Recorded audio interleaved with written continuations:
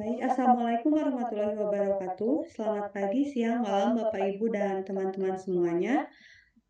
Pada kesempatan ini, kami dari kelompok 3 ingin mempresentasikan hasil praktikum kami dengan topik Continuous Probability Distribution. Jadi untuk presentasi kali ini terdapat 4 distribusi yang akan kita jelaskan, yaitu yang pertama dari normal, eksponensial, gamma, dan kemudian uniform. Baik, sebelumnya ingin memperkenalkan diri dulu. Kami dari kelompok yang terdiri dari Karisa dengan akhiran NIM 003, kemudian Farida, NIM 005, Freddy, NIM 010, Naomi 018, Ratna 022, dan juga Zahra dengan akhiran NIM 031.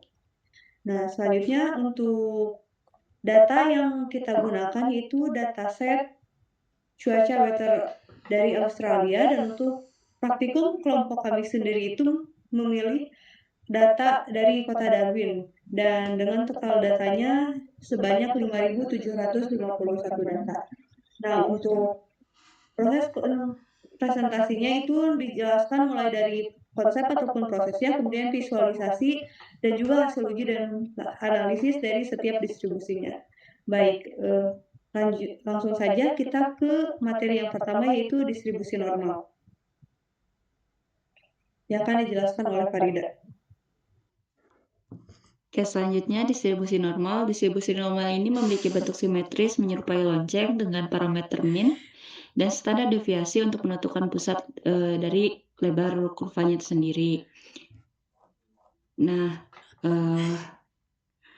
dengan rumusnya seperti pada di gambar, yaitu F dari sama dengan 1 per sigma akar 2 pi dikali E pangkat negatif dengan X minus mu kuadrat dibagi 2 sigma kuadrat dengan Fx-nya itu adalah kepadatan probabilitas atau PDF dengan nilai kepadatan di titik X, lalu X-nya adalah variabel acak atau nilai yang diamati. Misalkan untuk distribusi normal sendiri ini menggunakan maxtemp, lalu ada mu, ini itu adalah min atau nilai rata-rata parameter yang ditentukan, lalu ada sigma sebagai standar deviasi atau simpang baku, lalu ada pi sebagai konstantan matematikanya itu di 3,14 dan juga ada bilangan Euler atau E-nya itu di 2,71.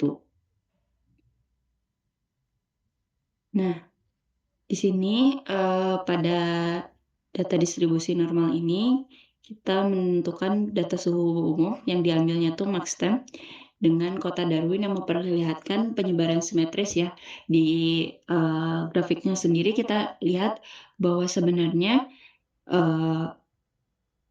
sudah terlihat lonceng seperti lonceng ya hasilnya itu atau bell curve, akan tetapi di sini ujinya atau KS-nya bisa dibilang kurang memenuhi standar yang digunakan karena sangat kecil gitu. P-value yang dihasilkan itu sangat kecil sehingga statistik normalnya itu ditolak. Di sini bisa kita lihat hasilnya itu P-value-nya itu di 4,330 dengan pangkat di minus 17.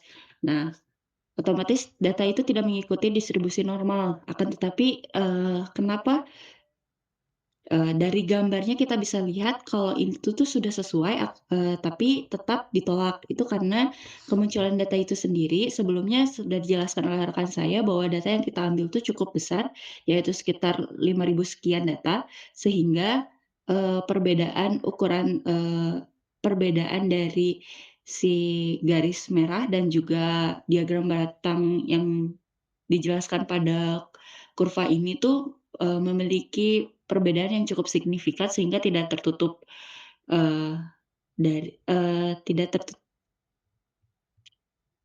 tertutup sehingga datanya itu akan menjadi sangat sensitif dengan penyimpangan sekecil apapun gitu. Kita bisa lihat sendiri di situ ada yang jomplang ya, data aktualnya dibanding dengan normalnya, tapi juga ada yang kurang juga gitu. Mungkin terlihat seperti sedikit di dalam grafiknya, akan tetapi jika kita lihat di data aslinya itu sungguh sangat besar. Nah, sehingga kita menyimpang bahwa ukuran sampel itu sangat besar sehingga KS testnya itu menjadi sangat sensitif terhadap penyimpangan yang, begitu kecilnya gitu. Jadi penyimpangan kecil aja itu berdampak begitu besar gitu. Lalu ada data real hampir tidak pernah 100% mengikuti data teoritis secara sempurna. Mungkin selanjutnya akan dijelaskan oleh rekan saya. Sorry. Tiba-tiba kesimpulan. Oke, selanjutnya akan dijelaskan oleh teman saya mengenai distribusi eksponensial. Selanjutnya, distribusi eksponensial.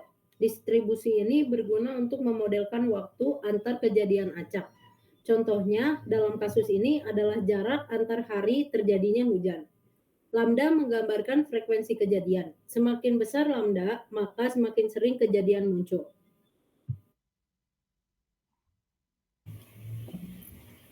Selanjutnya,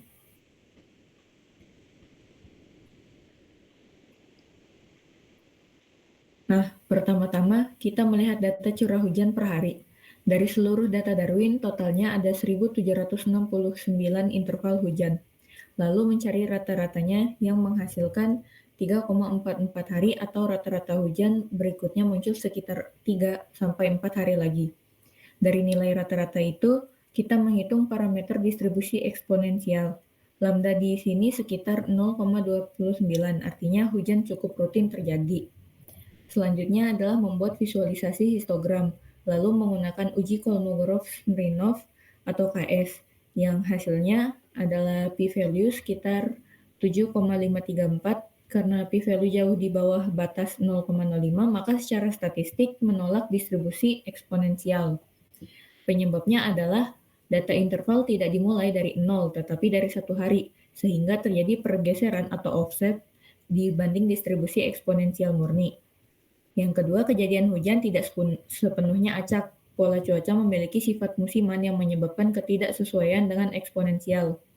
Nah, kesimpulannya, data dari hujan Darwin tidak sepenuhnya memenuhi asumsi eksponensial, sehingga distribusi ini kurang tepat digunakan secara statistik, meskipun secara visual masih dapat mendekati pola dasar eksponensial. Selanjutnya, saya akan menjelaskan distribusi gamma. Jadi distribusi gamma adalah distribusi probabilitas yang digunakan untuk memodelkan akumulasi beberapa kejadian acak. Contoh paling gampangnya yaitu total curah hujan selama beberapa hari atau waktu yang dibutuhkan sampai terjadi beberapa kejadian tertentu. Di sini untuk rumusnya yaitu ada f dari x dengan parameter k dan juga theta sama dengan x pangkat k minus 1 dikali e pangkat minus x per theta dibagi theta dikali k gamma dari k. Jadi kapan distribusi gamma bisa dipakai? Kalau kita ingin memodelkan total waktu atau total jumlah yang merupakan gabungan dari beberapa kejadian. Selanjutnya untuk praktikumnya akan dijelaskan oleh Zahra.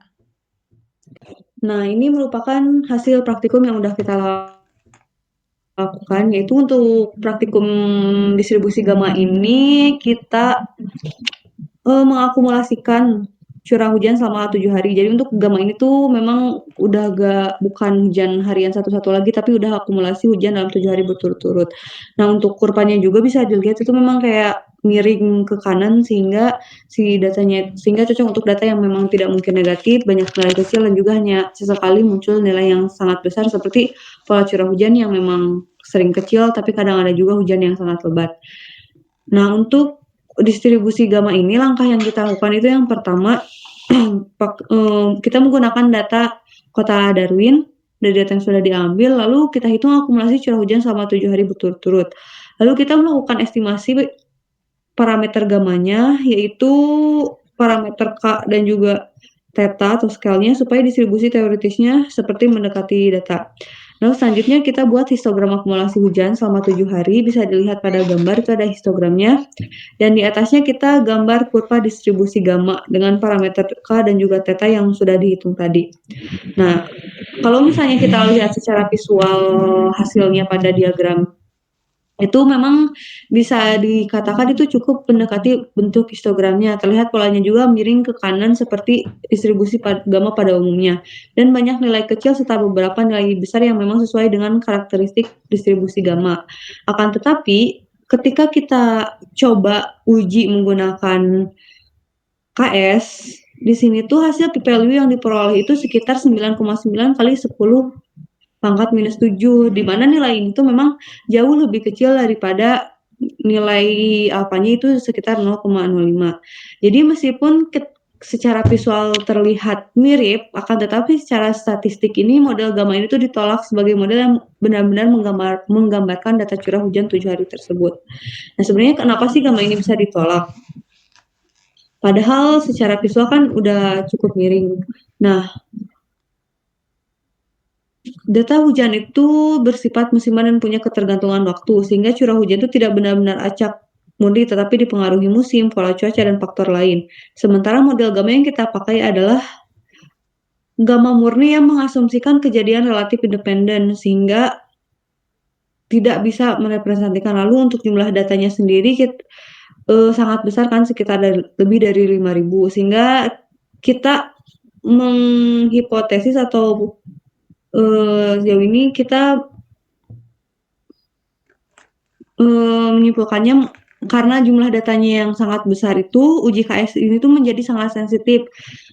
Ketika n besar, perbedaan kecil antara data dan model teoritis saja sudah cukup untuk membuat p-value ini menjadi sangat kecil sehingga model ditolak. Jadi untuk distribusi gamma sendiri ini, secara bentuk dan konsep memang masuk akal untuk memodelkan akumulasi curah hujan selama 7 hari, tapi ternyata secara uji statistik ini tuh model gamma murni itu tidak lolos uji KS. Mungkin bisa dilanjut ke bagian selanjutnya, itu distribusi uniform.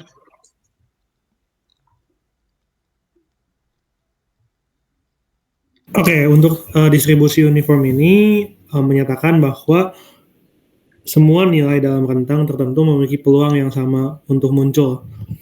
Makanya di rumus ini fx sama dengan 1/b min a. Tidak ada variabel x di dalamnya. Yang menandakan bahwa untuk setiap x nilainya sama, yaitu suatu konstanta.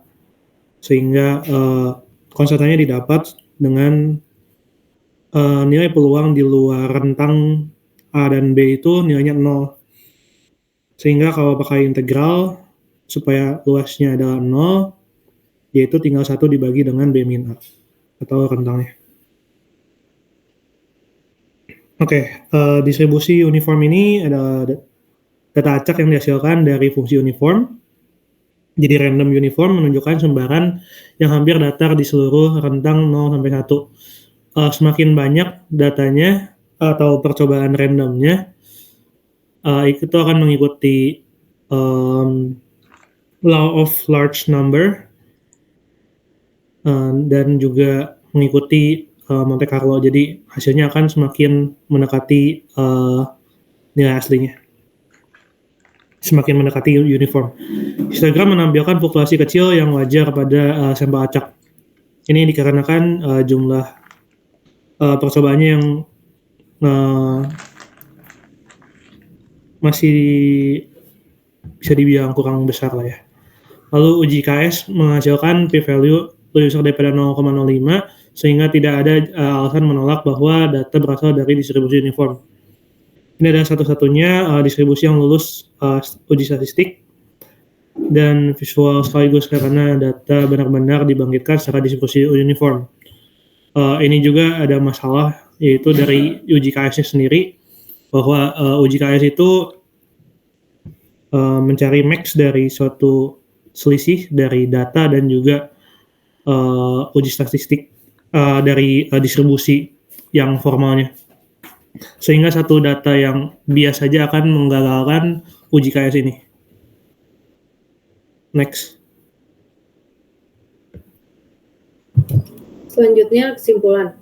Pada praktikum ini kami membandingkan 4 jenis distribusi probabilitas pada data kota Darwin, yaitu normal, eksponensial, gamma, dan uniform. Dari analisis yang dilakukan, kami menemukan bahwa kecocokan antara data empiris dan model teoritis sangat dipengaruhi oleh karakteristik data serta ukuran sampel.